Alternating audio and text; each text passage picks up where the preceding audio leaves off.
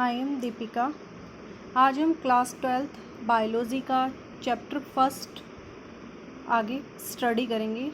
We will study asexual reproduction.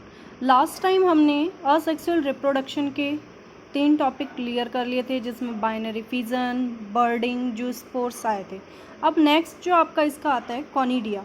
देखो conidia का example है पेनिसिलियम।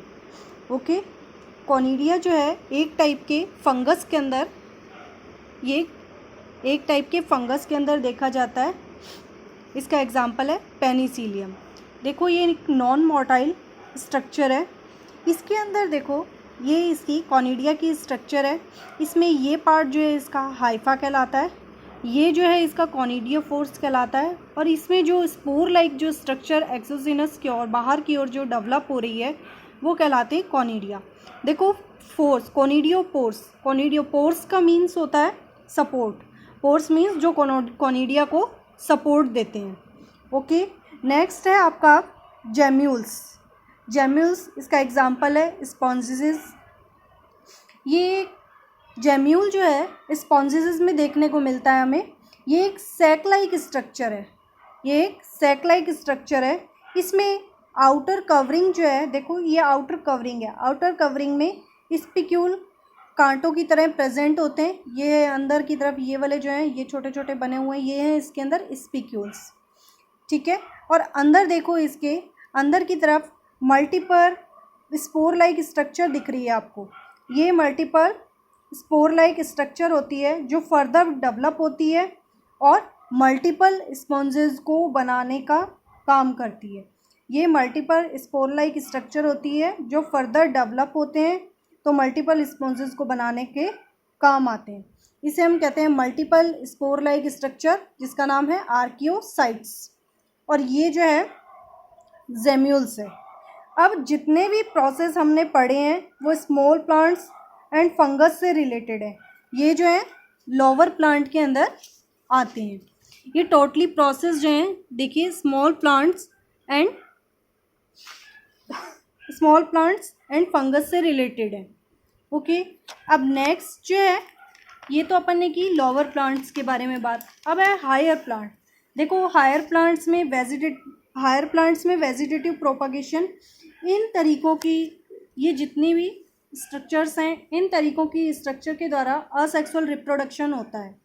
हायर प्लांट्स में रनर लाइक हो गया, राइजोम हो गया, sucker like, tuber, offset, bulb like, जिसके मैंने एग्जाम्पल लिखे हैं ग्लैडियोलस, जिंजर, सकर का मिंट, ट्यूबर का पोटैटो, ऑफसेट का थोड़ा सा आउट ऑफ सिलेबस है, थोड़ा टिपिकल भी है, बल्ब, अनियन। और इसके अलावा जैसे आपने और भी जैसे पढ़े होंगे, जैसे कटिंग, ग्राफ्टिंग, लेयरिंग होते हैं, वैसे ही ये होते हैं वेजिटेटिव प्रोपागेशन के अंदर। एक आपने वेजिटेटिव प्रोपागेशन के बारे में देखा होगा। वेजिटेटिव प्रोपागेशन जो होता है काफ़ी फास्ट होता है। इसमें ऑर्गेनिज्म कई बार उम्मीद से ज़्यादा भी ग्रो करते हैं। ओके, अब इसका एक एग्जांपल है जैसे वाटर हाइकेंथ। आपने वाटर हाइकेंथ, इसको हिंदी में बोलते हैं जल कुंभी, इसके बारे में सुना होगा। ये क्या होता है, काफ़ी सुंदर होता है। ये वाटर हाइकेंथ जो है काफ़ी सुंदर होती है। इसमें फ्लावर जो होते हैं वॉयलेट कलर के होते हैं। इसके फ्लावर जो होते हैं वॉयलेट कलर के होते हैं। जब फर्स्ट टाइम इनको इंडिया में लाया गया तो सबने सोचा ये ब्यूटी देगा, बट इनका इतना फास्ट प्रोपागेशन था कि ये पूरे के पूरे पोंड को घेर लेते थे और वहाँ पूरे के पूरे ऑक्सीजन को डिस्टर्ब करते थे, जिससे वहाँ पर जो फिश थी या दूसरे एनिमल थे उनका वहाँ जी पाना काफ़ी मुश्किल था। अगर ऑक्सीजन की कमी होगी तो वो भी जी नहीं पाएंगे, और इस प्लांट ने पूरे के पूरे पॉन्ड के इकोसिस्टम को डिस्टर्ब कर दिया। इसे हम किस नाम से जानते हैं, टेरर ऑफ बंगाल के नाम से भी जानते हैं। इसे स्टैंडिंग वाटर में मोस्टली क्या बोला जाता है, इन्वेसिव वीड माना गया है स्टैंडिंग वाटर के अंदर इसे। ठीक है, देखो इसके अलावा अब हम बात करते हैं लोअर प्लांट्स की। लोअर प्लांट्स जैसे एल्गी फंजाई हो गए। देखो एल्गी फंजाई जो लोअर लाइफ है ये फेवरेबल कंडीशन के अंदर असेक्सुअली रिप्रोड्यूस करने की ज़्यादा टेंडेंसी रखते हैं। ओके, ये फेवरेबल कंडीशन में असेक्सुअली रिप्रोड्यूस करने की ज़्यादा टेंडेंसी रखते हैं। लोअर लाइफ वाले असेक्सुअल रिप्रोडक्शन को ये ज़्यादा प्रेफर करते हैं। लोअर लाइफ वाले असेक्सुअल रिप्रोडक्शन को जो है ज़्यादा प्रेफर करते हैं। देखो एल्गी और फंजाई जो है कॉमन मोड ऑफ रिप्रोडक्शन, इनका कॉमन मोड ऑफ रिप्रोडक्शन क्या होता है? Asexual reproduction. जब फेवरेबल कंडीशन होती है तो ये असेक्सुअल रिप्रोडक्शन करते हैं, और जब अनफेवरेबल कंडीशन होती है तो ये सेक्सुअल रिप्रोडक्शन करते हैं। ओके, देखो जब अनफेवरेबल कंडीशन होती है तो ये असेक्सुअल रिप्रोडक्शन के द्वारा खुद को रिप्रोड्यूस करते हैं। ठीक है, अब है फर्स्ट जो आता है इसमें सेक्सुअल रिप्रोडक्शन। ओके, अब देखो सेक्सुअल रिप्रोडक्शन क्या होता है। देखो involves fusion of male and female gametes offspring, involves fusion of male and female gametes offspring, and आगे मैंने लिखा है not exactly to their parents. इसका मतलब ये है कि ये एक ऐसी प्रोसेस है जिसमें मेल एंड फीमेल गैमेट के बीच में फ्यूज़न होता है। ओके, इसमें मेल एंड फीमेल गैमेट के फ्यूज़न से ऑफस्प्रिंग बनता है, और इस कारण ऑफस्प्रिंग जो होते हैं एग्जैक्टली पेरेंट्स से नहीं मिलते हैं, इसलिए मैंने लिखा है not exactly similar to their parents, यानी कि वो इस कारण ऑफस्प्रिंग जो है एग्जैक्टली पेरेंट्स से नहीं मिलते हैं। कहने का मतलब है कि सेम नहीं होते हैं। ओके, अब नेक्स्ट जो आता है लोअर ऑर्गेनिज्म में, प्लांट्स में या हायर प्लांट्स में, चाहे देखो लोअर ऑर्गेनिज्म हो, चाहे हायर प्लांट्स हो, चाहे अदर प्लांट्स हो, जिसमें सब में सिमिलर सेक्सुअल रिप्रोडक्शन हो रहा है, वहाँ पर आपको सिमिलर पैटर्न देखने को मिलेगा। जहाँ सिमिलर सेक्सुअल रिप्रोडक्शन हो रहा है वहाँ पर सिमिलर पैटर्न देखने को मिलेगा, चाहे आपको ऊपर से लगे कि ये प्लांट्स है या लोअर ऑर्गेनिज्म है। इनमें जो स्टेजेस होती हैं वो ये सभी एक जैसी चलती हैं। जैसे कोई भी सेल होगा वो पहले अपने नंबर बढ़ाएगा, मियोसिस करते हैं, एंड मियोसिस के बाद जो बने हुए गैमेट होते हैं प्रॉपर एक दूसरे के पास आते हैं, उसके बाद उनमें फ्यूज़न होता है, फिर फ्यूजन से जाइगोट बनता है। इस तरह सभी में प्रोसेस जो है लगभग एक जैसी चलती है, और अगर अंतर या डिफरेंस मतलब कुछ भी होगा तो वो बहुत ही ज़्यादा कम होगा। इसीलिए मैंने लिखा है आपको large organism, plants, higher plants, इनमें सिमिलर पैटर्न ऑफ रिप्रोडक्शन देखने को मिलता है। अब नेक्स्ट आपका टॉपिक आता है different phases in sexual reproduction. Next जो है अब आपकी देखो अलग अलग फेजेस होती हैं। फर्स्ट जो आपकी फेज़ है जुवेनाइल फेज। जुवेनाइल फेज देखो ये क्या होती है, period of growth and maturity of an organism before it can reproduce sexually.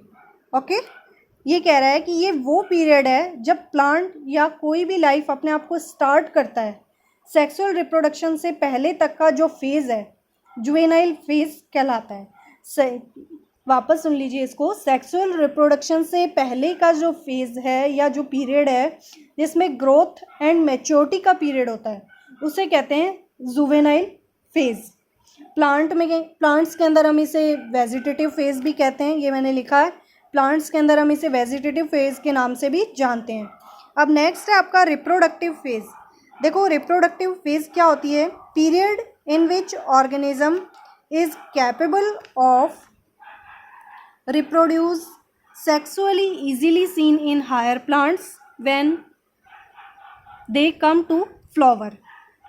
Okay, इसका कहने का मतलब ये